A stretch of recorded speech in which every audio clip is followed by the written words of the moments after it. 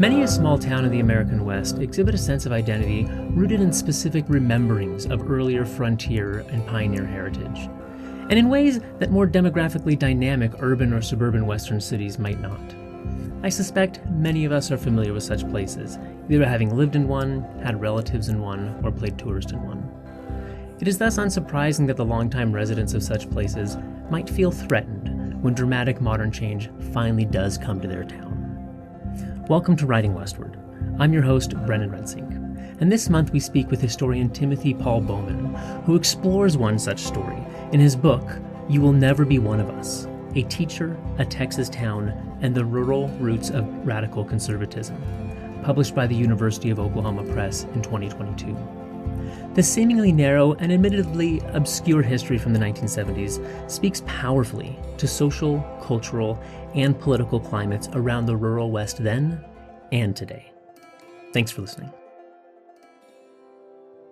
For new listeners, allow me to take a moment to explain a bit about Writing Westward and myself. Each episode features a conversation with people writing about the North American West: historians, journalists, novelists, poets, scientists, sociologists, and others. By showcasing their work, I hope to spark your curiosity to think more deeply about the region, its lands and environments, and the histories and experiences of the peoples who call it home. If a writer or topic intrigues you, you can find links to their work in the show notes or at writingwestward.org. And if you have a moment, please do subscribe, share links with friends, leave us a review or rating on Apple Podcasts or whatever platform you're using to listen, follow us on Facebook and Twitter, and send in some feedback. Writing Westward is supported by the Charles Redd Center for Western Studies at Brigham Young University, where I, Brennan Rensink, serve as Associate Director and an Associate Professor of History. For better or worse, this is a one-man operation, with me playing role of host, producer, sound engineer, publicist, and everything else, all tasks for which I have no training. But I am passionate about the North American West, so this difficult work is well worth the excuse to read more books and talk to interesting people. At the end of each episode, I'll include a little bit more information about me and my scholarship, and about the Redd Center, our public programming and projects, and funding opportunities that you could apply for. With that, let me introduce a little bit more about today's guest and why we're talking to them.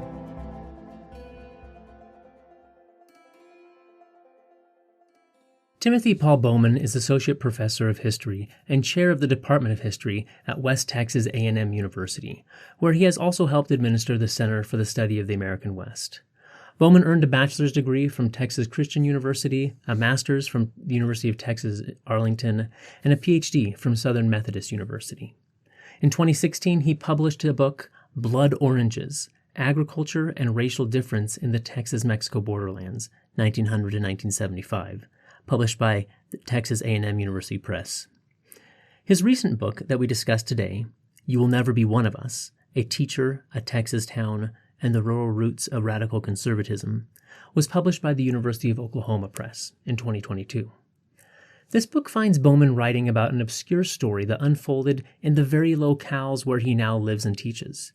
He relates the story of a popular young English teacher in Hereford, Texas, Wayne Woodward, who in 1975 was fired by the school district after founding a local chapter of the American Civil Liberties Union, the ACLU. Wayne filed suit and won. The judge ruled that his First and 14th Amendment rights had been violated. Rather than being let go due to job performance or breaking of school policies, as the defendants claimed, his team successfully argued that he had been fired for his off-campus activities that local conservative elites and school administrators viewed as politically unacceptable or otherwise disruptive to the community. While this small West Texas panhandle microhistory is narrow in scope, Bowman uses it to shine a light on a number of much broader trends in the development of 20th century conservatism.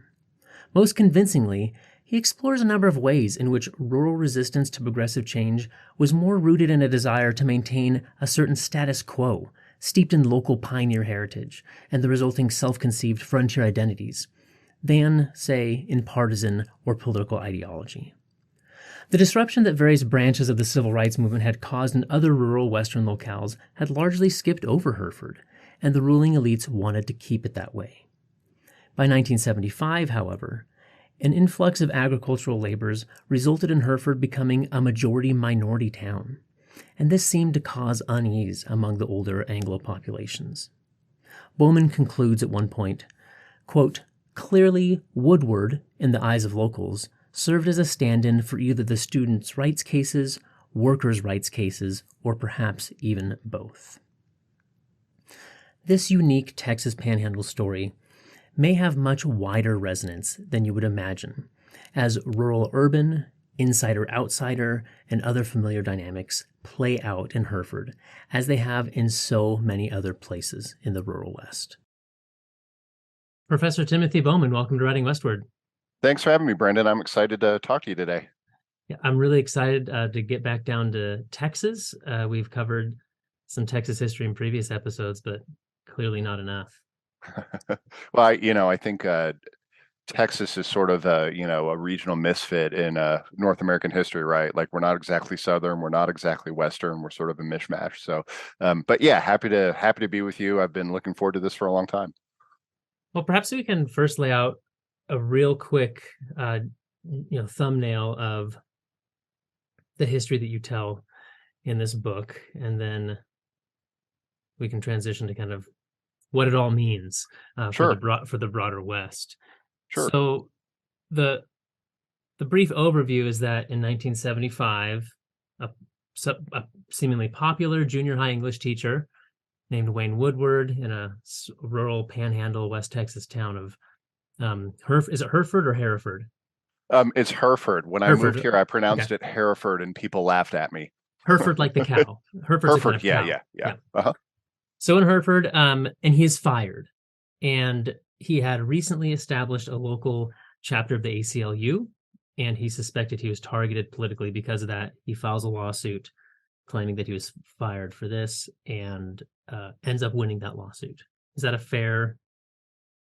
That's correct. Yeah, yeah. He wins his lawsuit in the district court, and the school district appealed. And then in early 1977, the two sides settled out of court. And Wayne, who still lives in the area today, he lives in a little community called Lake Tanglewood, which is sort of between Amarillo and Canyon, which is where my university, West Texas A&M, is located.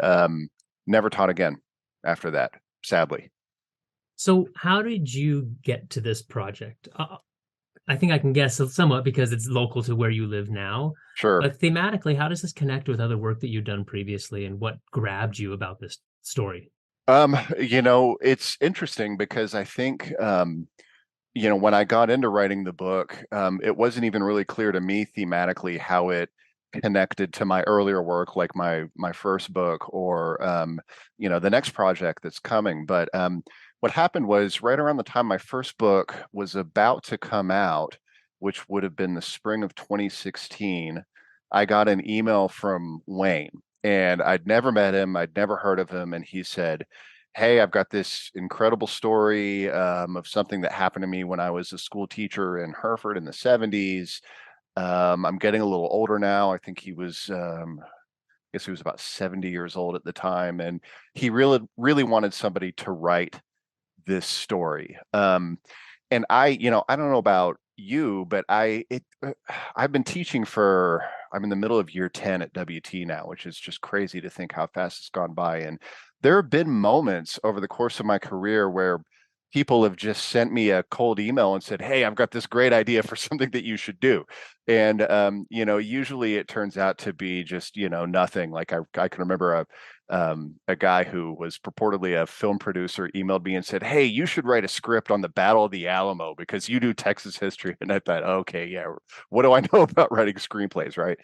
But anyway, so Wayne sent me this email, and my first book was about to come out, and I was sort of in a kind of that weird, kind of awkward phase between projects. Like one big thing is finally done that's taken years to finish, and I don't know what's going to come next. And so he told me a little bit about his story, and I honestly probably wouldn't have thought much of it were it not for the fact that in his email, he mentioned to me that he had reached out to Vicky Ruiz, who's a major historian, right? Somebody who most of us who studied the Southwest or the border read in graduate school, wrote a great book called Cannery Women, Cannery Lives about Yucaipawa and labor organizing in California. And Wayne told me that Professor Ruiz was interested in his story, but said she couldn't do it because she was deep into working on something else. And so I thought, okay, well, if somebody like Vicky Ruiz took this guy seriously, then obviously I need to take him seriously too.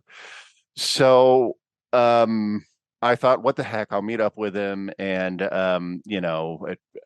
wor worst possible outcome is that there's nothing here, and I just sort of move on with my life, and that's that. So we got together for coffee in Amarillo, and he told me the story, the gist of which you had just mentioned. And of course, the key to getting this done would be whether or not he'd saved any documents, right? And he didn't mention any of this. We probably talked for about 2 hours, and um, so I said, Wayne, I'm really interested in potentially doing something with this. I didn't know if it would be like a journal article or a sort of a piece that I could send off to a popular magazine or something, or a book. But I told him that, what would really make the difference was whether or not he had documents.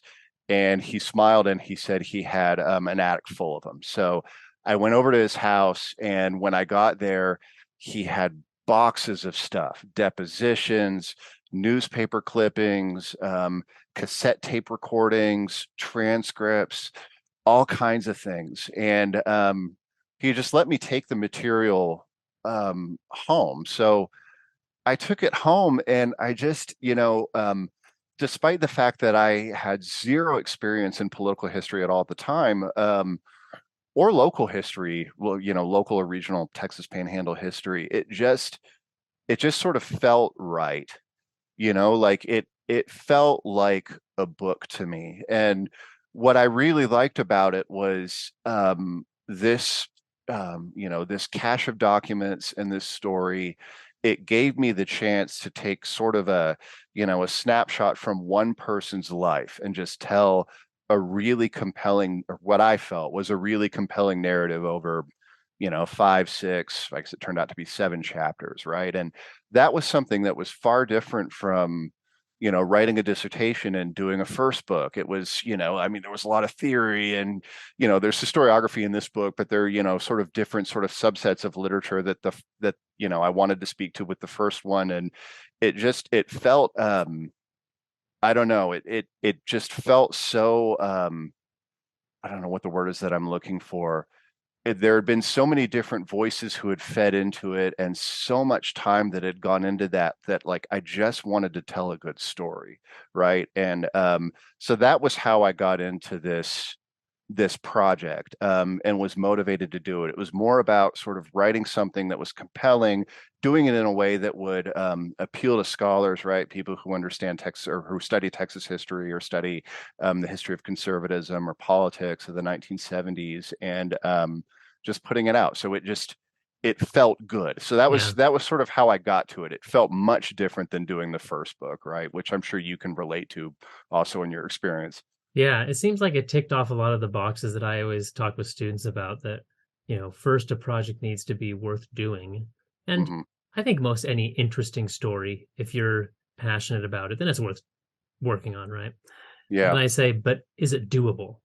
Like, Yeah. do the sources exist? So the Sure. fact that he had this attic full of this whole archive that he had kept meant that it was also a project you could do. It was amazing, right? I mean, this is like every historian's dream. Someone's just handing you an archive and saying, "Here, write the book." It was really, for me at least, it was serendipitous, and it was a lot of fun to do. And I made a good friend in the process. I, got to know Wayne really well, and his wife Linda, and we'll consider them friends forever. And that's also, that's one of the things that's really nice about doing modern history, right? The histories of people who were still living, is you get to see sort of what it means to them, and to know what it meant to Wayne. We did a book signing event in Canyon back in September, I think it was, and to just imagine, here's a guy who's now in his late 70s, who's had this experience for, just sort of living with him for 40 or 50 years. And then to be able to actually, you know, hold the story in his hands is really, it was really special for me. It was really That's nice. powerful. Yeah. Thank you. Something that we often don't get to experience as Yeah, historians. yeah. So pre 1975, before he gets fired, what was, tell us really quickly, Wayne Woodward's background. You note that he was not some uh, crazy radical political activist, Not at all. Yeah. even if that's a little bit of how he was painted um, by the public in this trial. Like, who was he coming into this experience?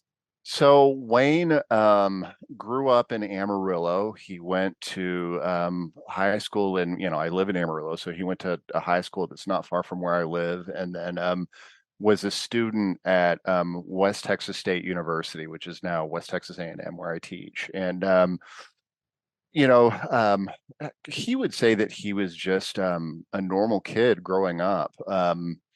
In several of the interviews that he sat with me for, he mentioned becoming aware of segregation and racism as a young boy in the 50s and knowing that it was wrong and questioning his mom about it and seeing how African American and Mexican American students were treated and having a real problem with it. But yeah, I mean, he was someone who I think questioned the world around him, had a propensity for questioning authority, which I think is something that got him into trouble as a young, early 30s idealistic English teacher. But yeah, wasn't a hippie, wasn't really involved with the movement in the 60s, which, I mean, of course, on college campuses out here in West Texas, civil rights movement was generally pretty quiet, I think, or at least that's the impression that I got from Wayne and some of the other people that I interviewed for the book. Um, but anyway, so he graduated from West Texas State in 1968 and he got a job. So he had a teaching degree. So he got a job teaching history at a school in the Death Valley in California. So he drove out there on his own and he went and taught and he decided that he hated being out there. California felt weird, right? Which is Especially definitely like a Death Valley, especially. yeah, right. I've never been, but and he wanted to come back. So a friend of his, a history teacher named Bruce Logan, who plays a role in the book, taught at La Plata Junior High School in Hereford, and told him that they needed someone to teach seventh and ninth grade English. So he applied for the job and he got it. And I think one of the things that I try to do in the book is to sort of understand the political culture of Hereford and towns like Hereford in the 1960s and sort of how Hereford was at kind of a tipping point, right, in terms of um, more conservative, sort of rural-minded Texans sort of looking askance at what's been going on college campuses in the 60s or, with the Democratic Party or which, of course, the Texas Democratic Party was experiencing all kinds of historic changes at the time. And so Wayne rolls into town. He gets this job. He rolls into town in the summer of 1969 with California license plates. He had long hair, right? And in those days, of course, if you live in a small town, long hair doesn't, if you're a guy, doesn't mean down to your shoulders. It just means sort of covering your ears, right? Yeah. But he rolls into town with long hair and sort of California license plates, and he's fired up with all these ideas about changing the world and everything. And I think to a lot of people locally, he looked different, right? Like he he unintentionally stood for um, change that people were seeing that they weren't necessarily comfortable with, even though he himself didn't identify with the civil rights movement or liberalism necessarily or activism or whatever. So he kind of gets painted as an outsider visually very quickly, Yeah, even though he's a West Texas boy. he's a West Texas guy himself. Yeah, but I Yeah. think nonetheless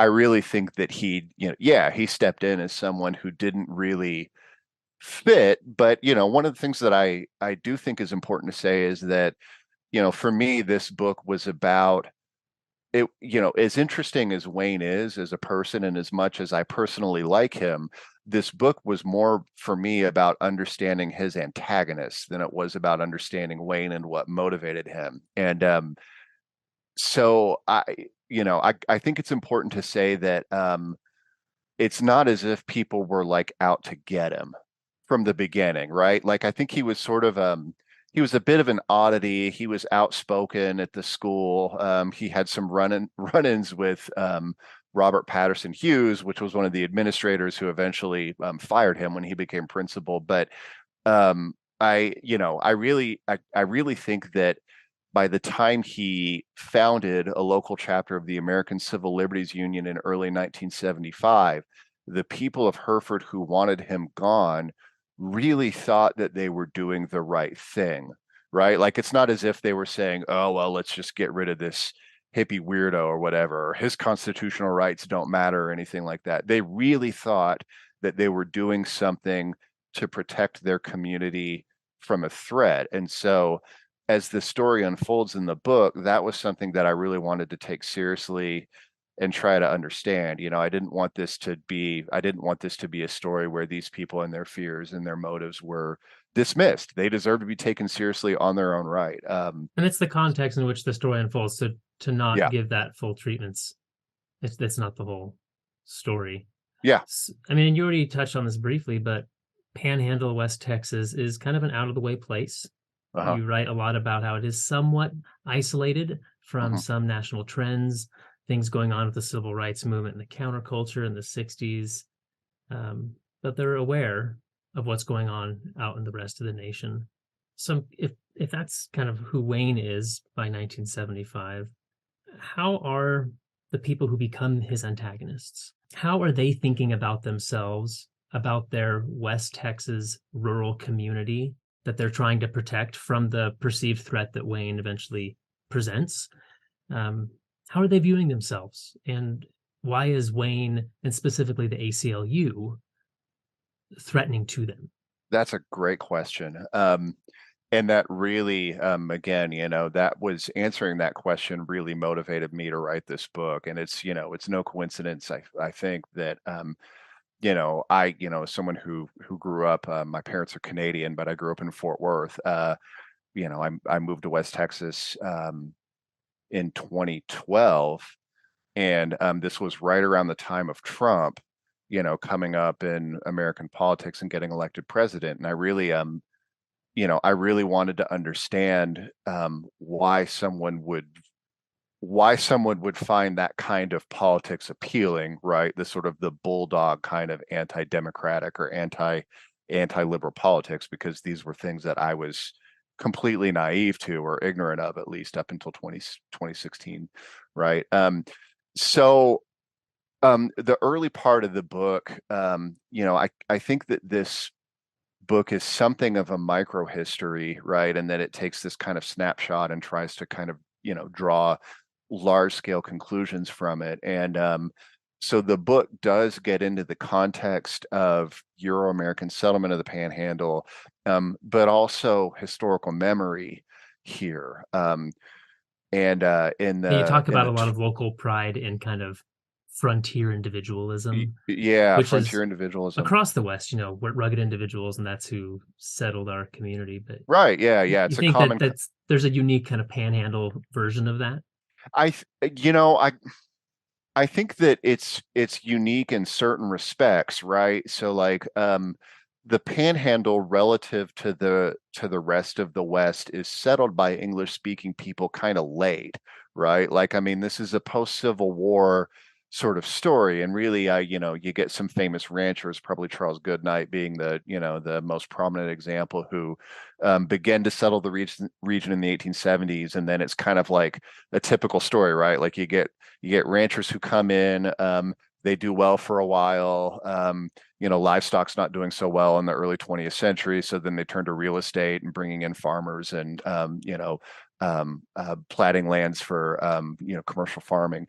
And so interestingly, I think part of the story also, or part of the story, I think we have to, and one of the things I do in the book is we have to look at like the role that historians play in crafting regional identity. And so one of the really interesting aspects of regional history here is there was a push by an organization called the Panhandle Plains Historical Society to craft one of the first history museums in the state, which they founded and opened in 1933.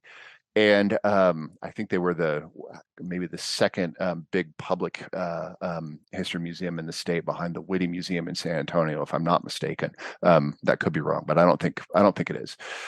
Anyway, a number of those people were involved in the history department at West Texas State Normal College, which is the department that I now chair. And if you look into some of the things that these historians were saying about the region and the things that they were writing, it was completely, of course, informed by Frederick Jackson Turner. Some of these people had just barely, 1 degree of separation from Turner himself in terms of professional training. So, for example, Hattie Anderson, who had a master's degree from the University of Missouri, wrote eventually a dissertation after she was employed here about frontier identity in the Jacksonian period in Missouri, right? And how, this led to, a lot of the things that you were just mentioning, this, sort of rugged individualism and self-reliance for people in that state. Even Angie Debo, who obviously is a famous Native American historian who was here for a few years, kind of fed into that larger narrative, right? And so when this big museum is opened in 1933, it's open under the premise that we need to preserve the histories of the so-called pioneer generation who were still alive in the 1920s and 30s. These people who went west, defeated the Indians, and all of that kind of stuff.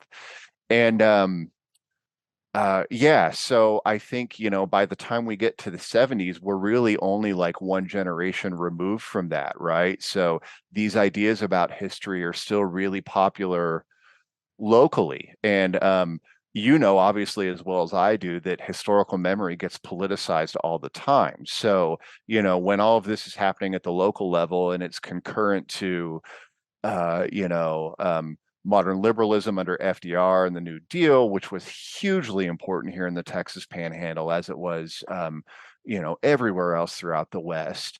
Right. I just read Sarah Deutsch's big new book, and she teases all of that out, expertly. Right. But and then the sort of the growing conservative backlash in the 30s, 40s, 50s, and 60s, right, against what the Democratic Party seems to be standing for. All of these different threads sort of come together.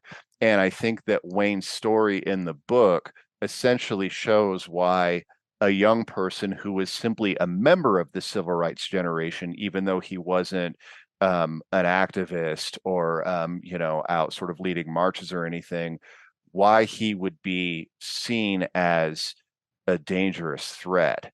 Now, getting at your question of him being a threat, I mean, I think Wayne didn't really know much about the ACLU when he agreed to found this local chapter. He didn't know anything about the organization's background in left-leaning politics in the early 20th century, right? Which is a true thing. And Wayne was also, I think, someone, if anything, I think that he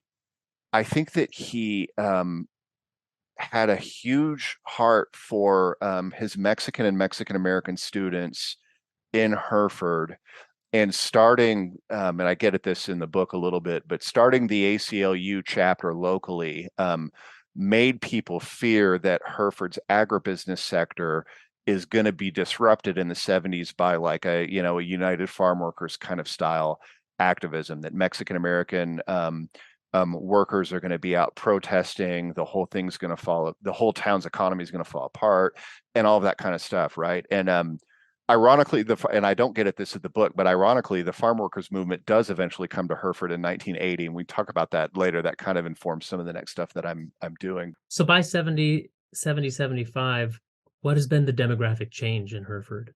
If we went from a predominantly Anglo population, very self-aware of their very recent, pioneer heritage. Uh-huh.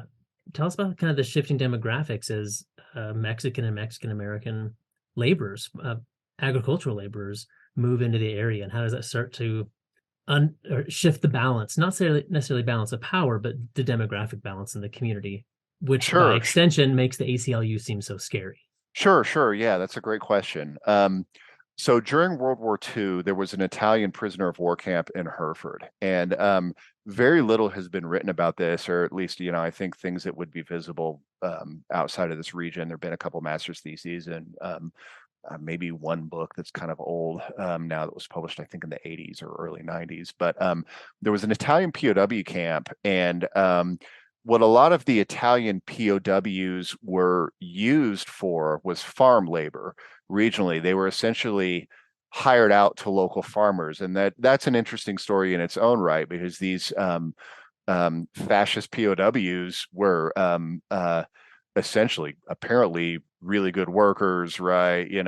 Protected these farmers. There weren't any problems or any of that kind of stuff. And so by early 1946, the last of the Italian POWs in Hereford were gone. They had all been, the war was over, and they'd all been released and sent home. In the late 40s, there was a real push to keep agribusiness going in Hereford and in other communities in the Texas Panhandle, which it's a really recent history. I mean, it's not like, Southern California where you've got, Sunkist or whatever going back to, I think, like the 1870s or 1880s, right? Or even South Texas where you've got grapefruit and oranges, that stuff that I wrote about in my first book in the very early part of the 20th century. Because we should note that a large portion of the surrounding area for a long time was the XIT ranch. That's right. I think what was the biggest cattle ranch in the nation, or one of the biggest. And at what year is that then broken up and starting to be sold off to individual ranchers, or then eventually individual farmers, that kind of starts this new agribusiness in the region? Like that's it's kind of a more recent development than we had seen at other kind of similar rural places in the West. Yeah, so it's a lot of family farms that are started in the early 20th century, and the Texas Panhandle was, obviously with the Dust Bowl, very much a part of like the wheat boom and, all of the problems that were going with agriculture in the 20s and in the 30s, right? Which, of course, that needs to be accounted for in its own right as something that's going to, essentially stunt commercial agribusiness for a couple of decades, right? But you're right. It's, you don't see the growers cooperatives and the real push toward corporate ag until like the late 40s and early 50s. And that's, I think, an earlier story in most other areas in the West and other parts of the country. And so that's the context into which we see the migrant labor now come. Yes, exactly. Sorry to detour you there. So no, you're fine. Yeah, no, you're perfectly fine. So anyway, so the reliance upon Mexican and Mexican American workers gets so strong that by the 1960s, Hereford is a majority minority town, right? And so in that sense, there is, one could make the case that the story of agriculture or civil rights or racial oppression is kind of unique in a way. And I mean, all local histories are distinctive, but at the same time, this is a familiar story, right? Where you've got people from Mexico or from the lower Rio Grande Valley who are coming in, who are getting poverty wages, who are not treated well, right? But for a wide variety of complicated reasons, the farm workers movement, which really kicks up with Cesar Chavez and the National Farm Workers Association in 1965, doesn't really touch the area at all. Right. So because you see the Delano grape strike in the 60s, there's the Starr County strike in South Texas in 1966, and things that are going on in Arizona and other parts of the country. I think because that doesn't immediately come to Hereford in the 60s, there may have been this sense locally, well, our people are happy, or, we treat them better than those other growers or whatever over there. I mean, you write about a sense of what you call regional exceptionalism. Yeah. They viewed themselves as a little bit different, or yeah. Because look, 10 years ago, when other communities with similar demographics and businesses there's all this upheaval, we've been fine. There's all this chaos. Yeah. We've been fine. We're special. Yeah, yeah, exactly. And so, anyone who comes in who represents that kind of outside threat, right, which is terminology that, people who wanted to mitigate the successes of the civil rights movement had used. Anyone who comes in representing an outside threat is going to have to be dealt with, right, in order to protect the community. So I think it was about, in a way, preserving a kind of a culture, a uniqueness that English speaking people in Hereford thought was a very real thing. But at the same time, it's more than that. I mean, I do think that there was a real fear that the economy is going to come crashing down. There are going to be students' rights cases in local schools. Kids aren't going to respect their parents, that kind of thing, right? So hence, Everything falls apart.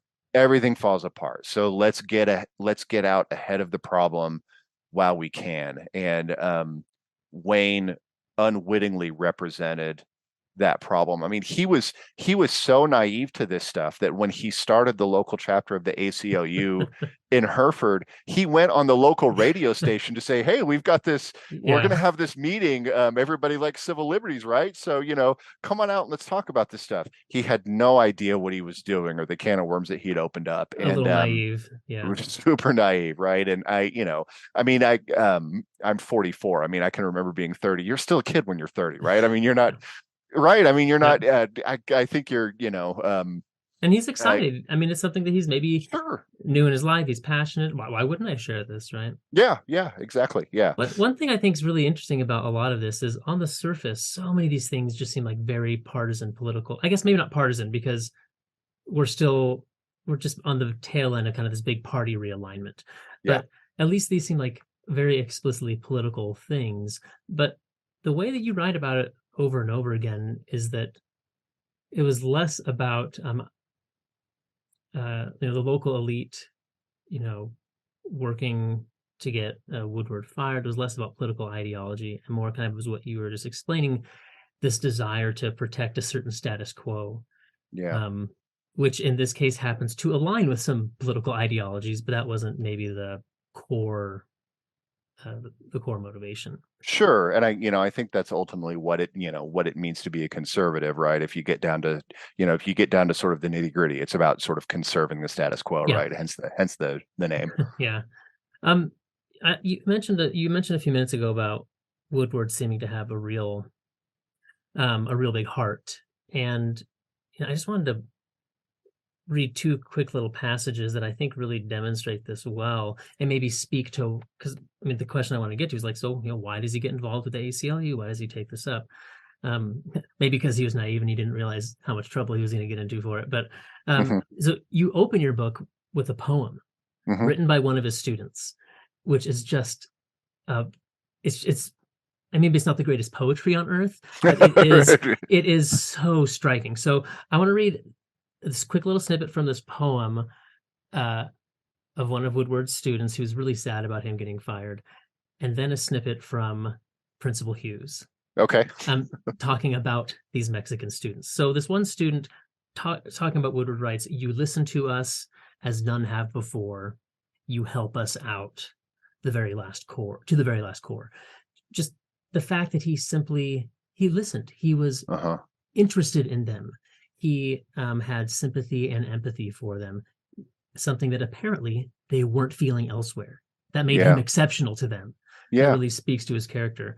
And then here's what you write about Hughes, who's the principal, who's the main kind of instigator of this antagonism against Woodward and Woodward getting fired.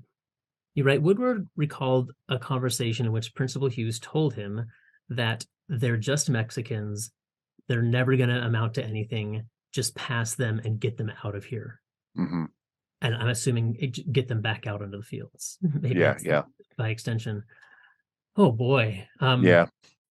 What does this tell us about the social world in which Mexican or Mexican American youth or their parents were trying to navigate in this 1970s rural West Texas community? Wow.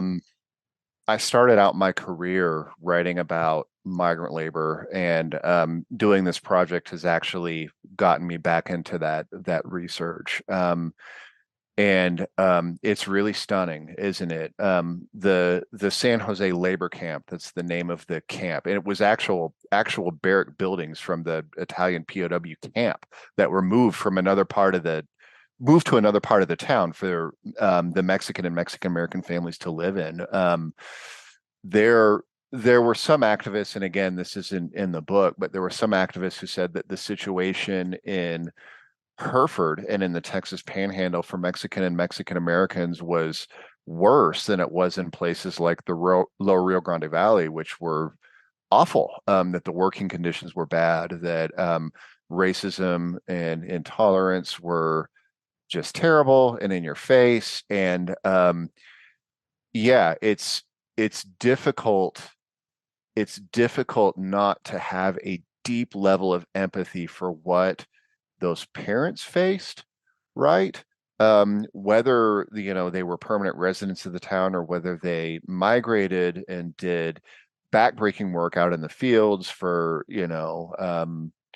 I think, gosh, a sack of like a 53-pound sack of onions in the late 70s in Hereford would have gotten you 40 cents, 45 cents, something like that, right? Once it was done. And that, to think about what they experienced and then knowing that their children, for whom they just want a better life, right? As any good parent, you want to see your kids go on and do do well and to exceed whatever successes you've had and avoid whatever kind of troubles that you've had.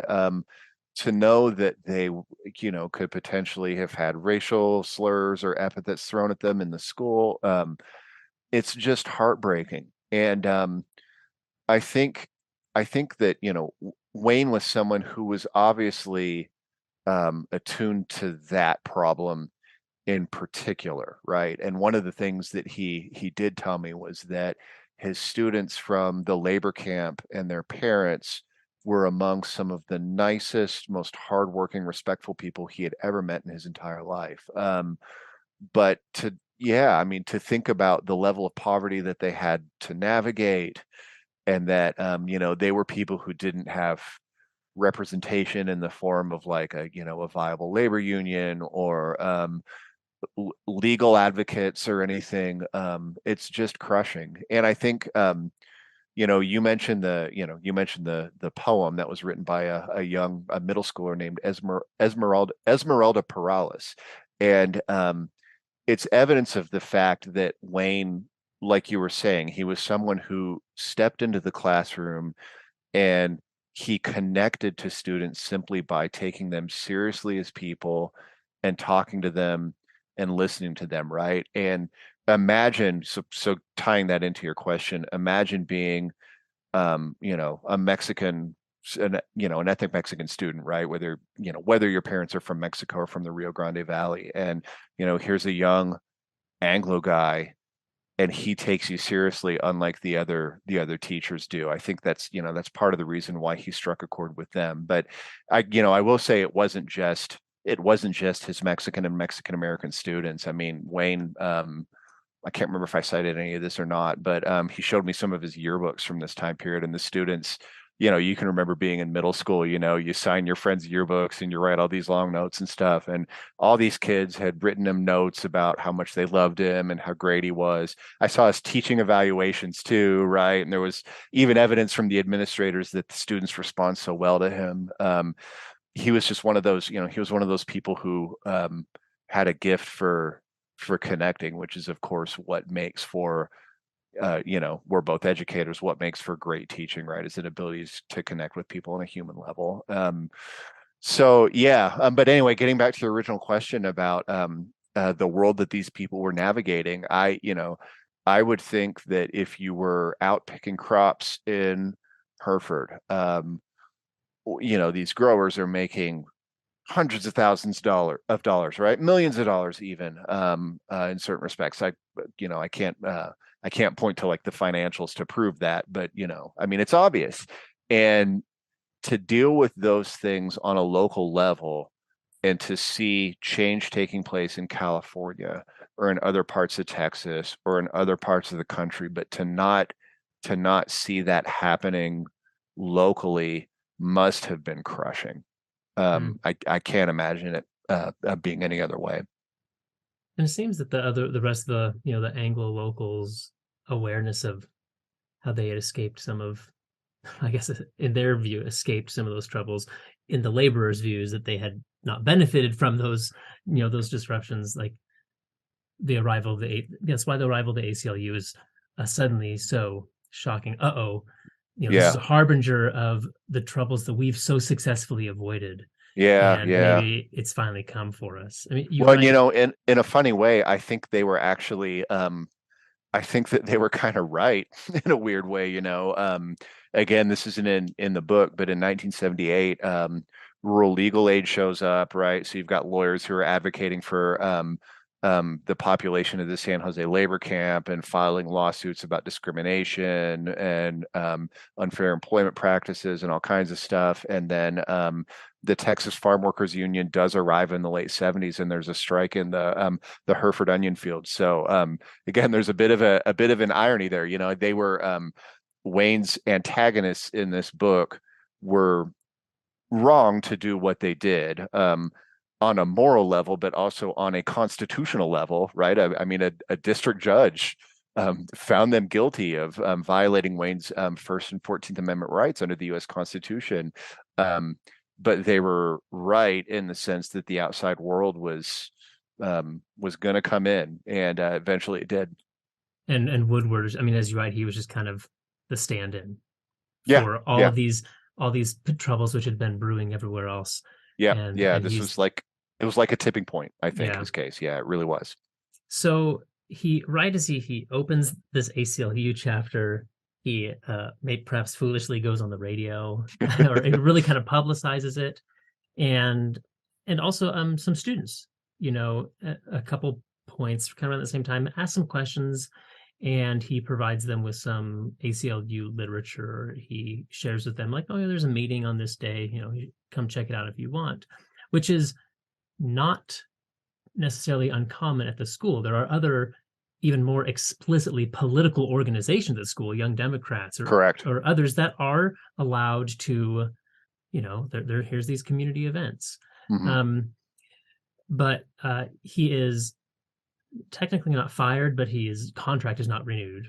Correct. And the reason that they say is he was distributing materials in class that had not been approved by the administration. Right? Correct. That's their pretense.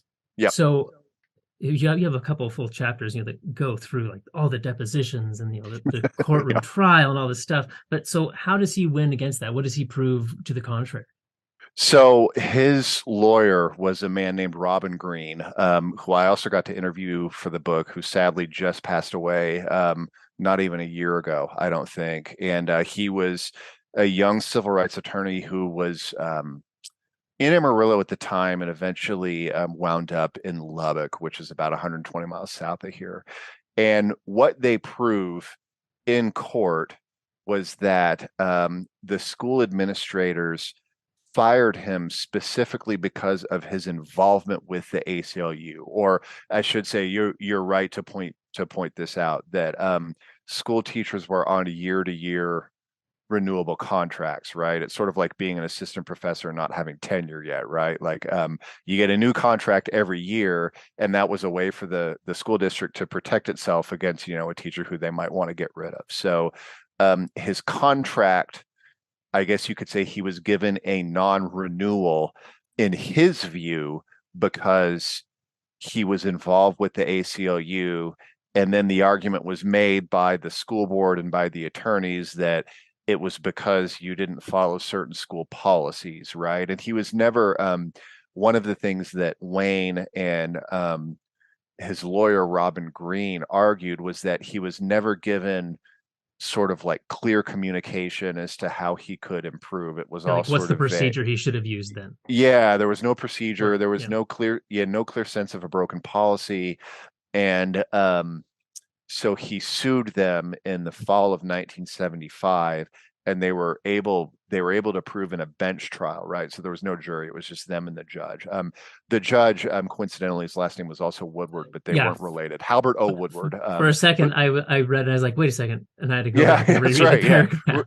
There's no nepotism or anything that was at work. Yeah. Yeah. Woodward was in fact, I can remember Robin Greene telling me was a noted conservative judge. He wasn't known for, having any sympathies toward liberalism or civil rights at the time. But at any rate, without getting too much into the weeds, what the depositions and the court documents essentially show is that the defendants, who were in this case the school district, were were first of all fully unprepared. I think that they hadn't been challenged in this kind of way before by a teacher, right, who had any type of a case at all. So they were fully unprepared, and their attorney, who was a known attorney in Hereford, the main one was a guy named Ernest Langley, just didn't take any of this seriously at all. He thought, oh well, we'll just we'll cite a few things, the judge will agree with us, and that'll be that. But they proved beyond any shadow of a doubt that there wasn't a policy violation. At one point, there was a vague reference to the teacher's handbook saying you have to get written materials that are reproduced for students pre-approved. That wasn't true. It was a fabrication. And that any other sort of justifications that Wayne was a problem, that he wasn't sticking to curriculum, that he was disloyal to the administration and was sort of sowing chaos locally. None of it was true. And I think so. Yeah, I mean, I think that essentially encapsulates what happened. And I think as these lawsuits often go, the school district appealed to the Fifth Circuit Court of Appeals in New Orleans, they realized that the appeals court was going to go against them, that they didn't want to drag this out and spend any more money, so that they settled. Yeah. So in a way, Wayne, he wins the case, but I didn't want the story to be overly sort of victorious or totalizing at the end. I mean, he wins the case, but he never teaches again, which was something that he loved to do. He winds up becoming a nurse practitioner and having a good career in healthcare. So he wins, but ultimately, I think at the same time he kind of loses. One of the chapters in the book, Robin Greene came out and said there will be not winners down the line, which I used as one of the titles for a chapter, and he was really right. I mean, essentially, no one won. Yeah, Yeah. everyone loses. Yeah, that's right. Yeah. Well, maybe kind of for the last segment here, I want to kind of zoom out and think about what the story teaches us about, the development of conservatism in the rural West, and how this compares to other regions in the rural West specifically. I kind of have two questions. The first, you write, I'm sorry to quote you, your own words. I know that's never fun. No, it's okay. You write, Woodward's case was evidence of a growing malady of American political culture as the 20th century raced to a close. So what does this case, what's that bigger picture that this is revealing for us, especially in reference to how the rural West kind of plays into this? Yeah, I think that what this case shows is that people who either identified as liberals or with the sort of the growing sort of liberal democratic consensus starting in the 30s, and people who would have been, like, in the case of the Texas Panhandle, conservative Democrats at that time, who eventually, by the 70s really have fled to the Republican Party, by the late 70s, I guess, really, that they didn't understand each other.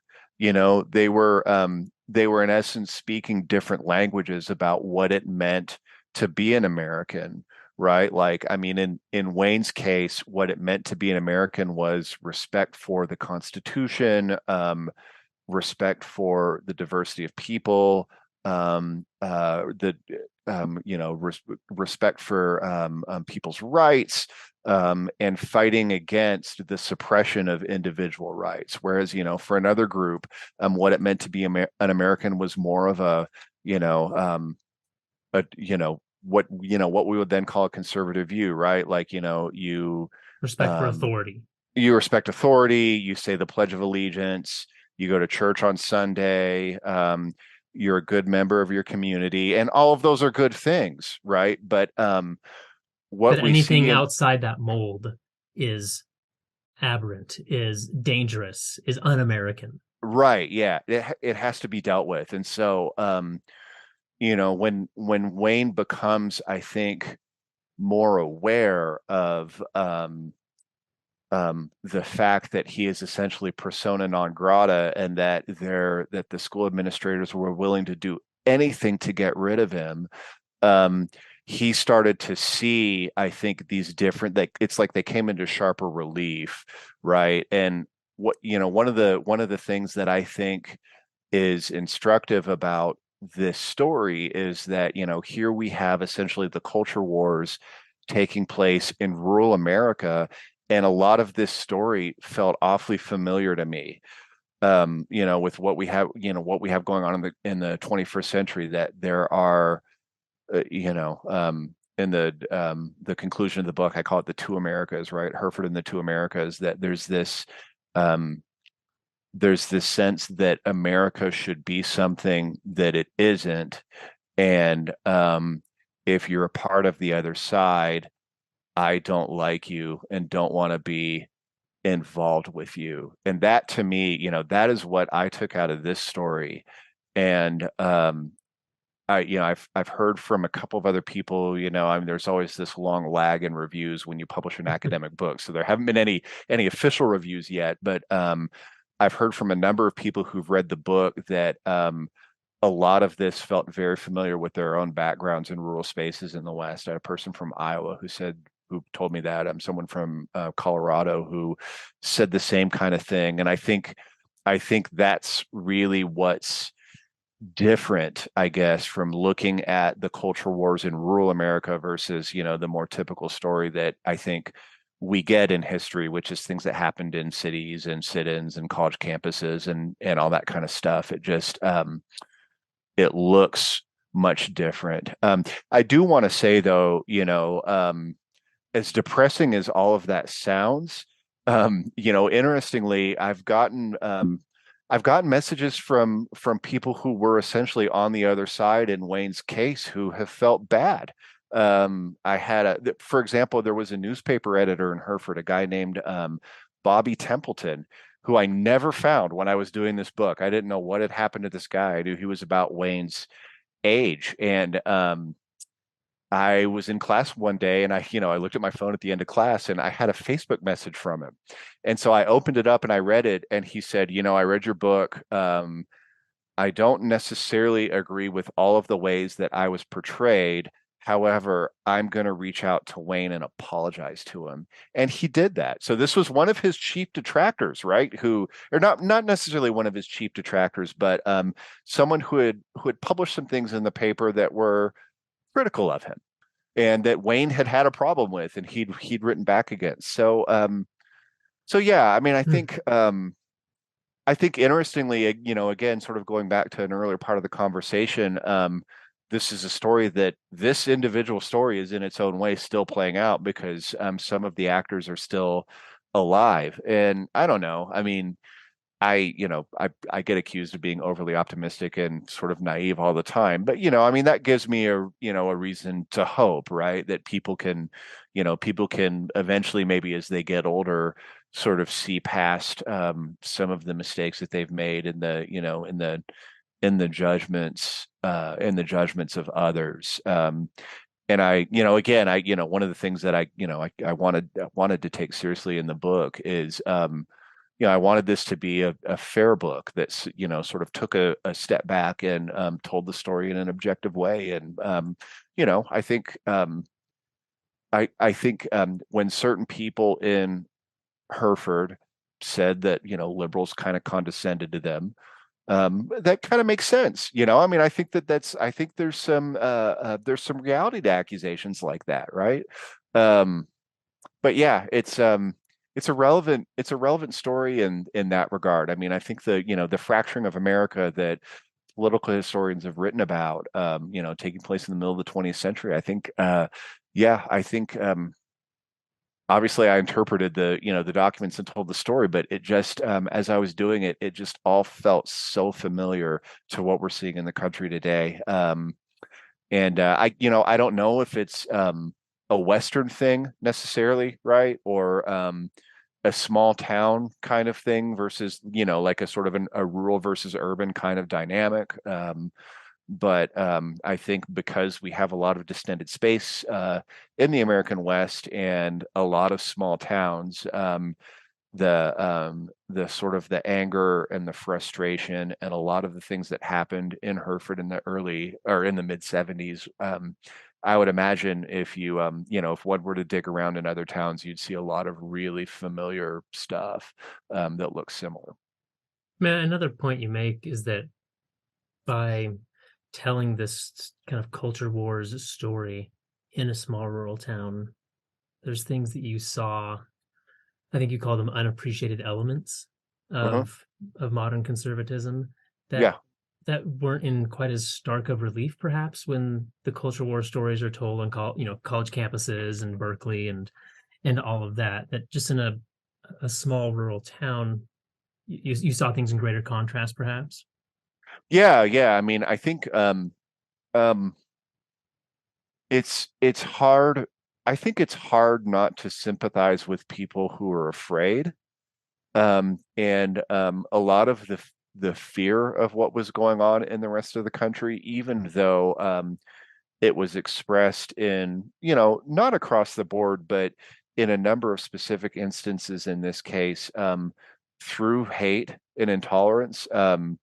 The the fear that people had is something that yeah, I think you see it better when you're in an area that leans more sort of conservative in its politics rather than like a city on the West Coast that might lean more, toward the liberal side or the East Coast or whatever.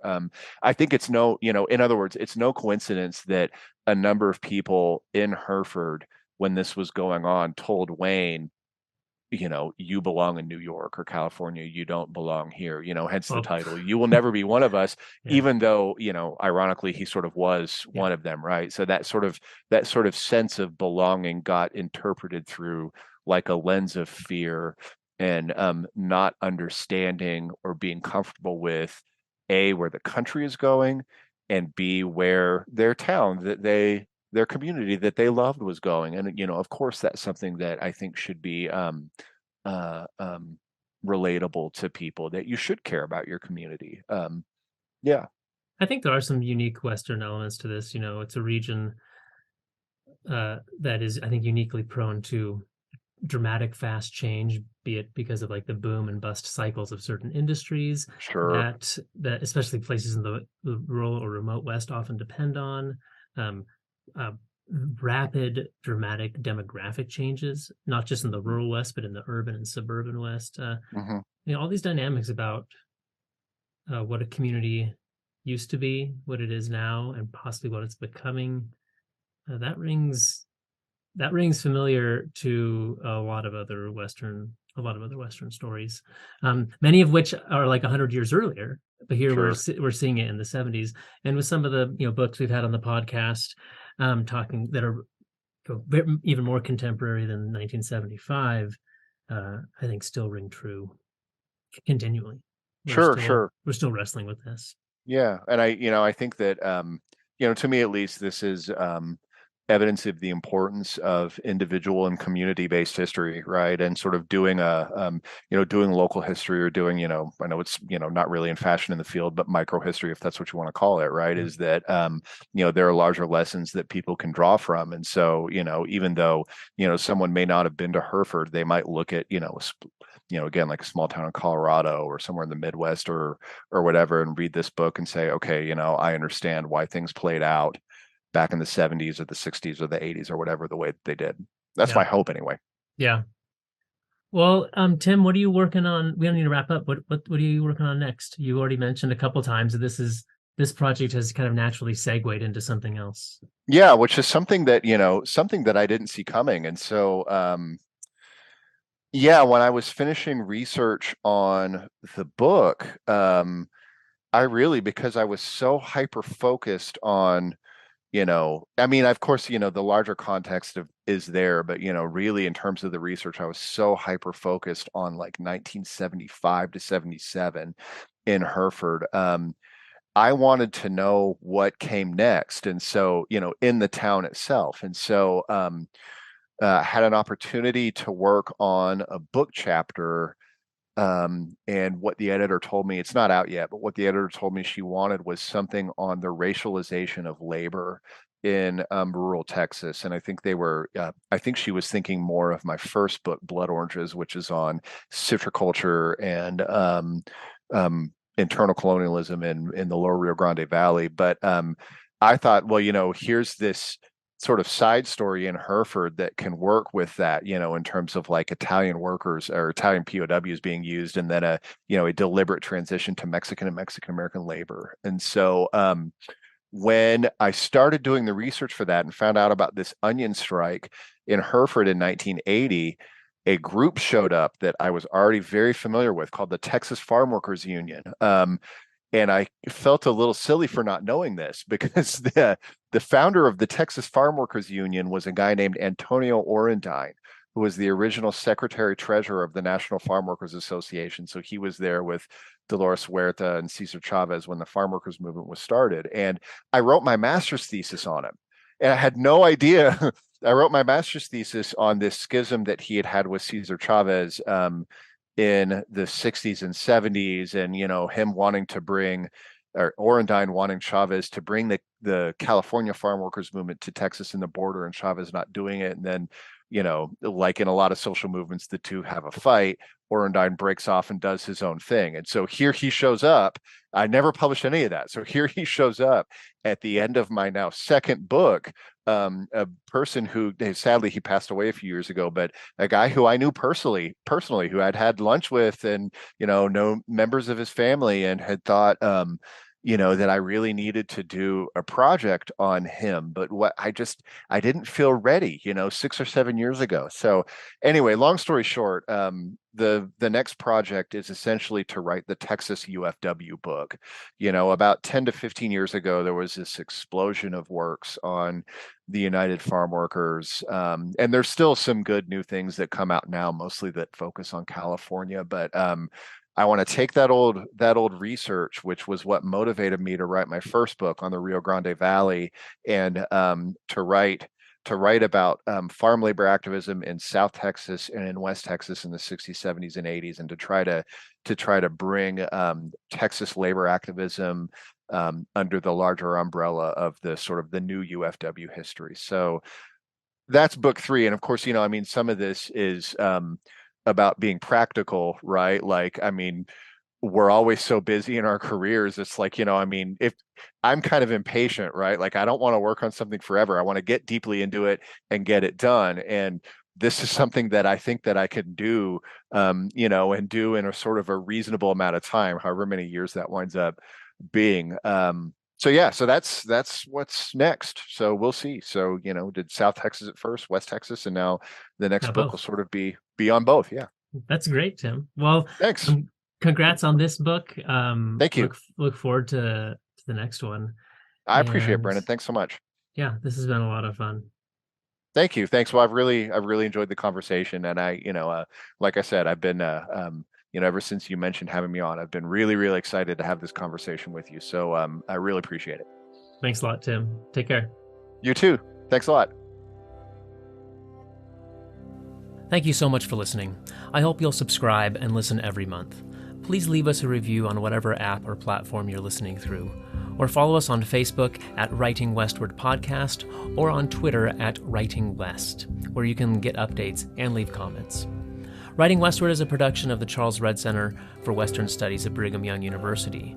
We're an interdisciplinary research center that supports academic research and the promotion of public understandings about the North American West.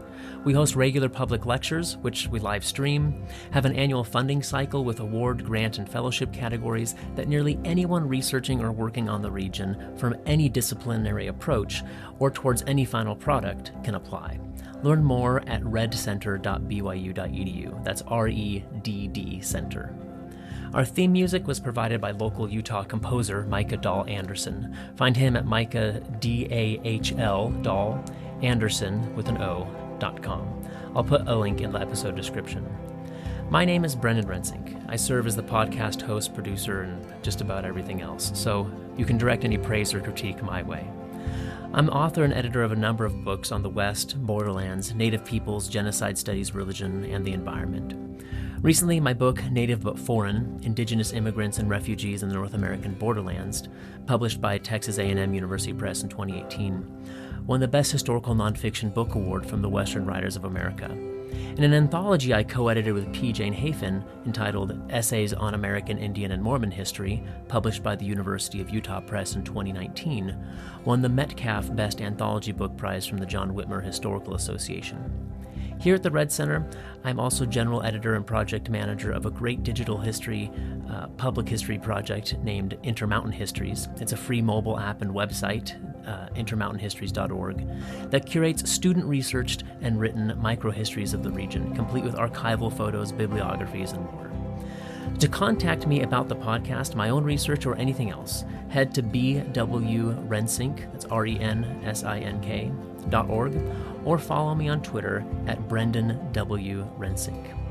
Until next month, be well, be curious, and be kind. Cheers.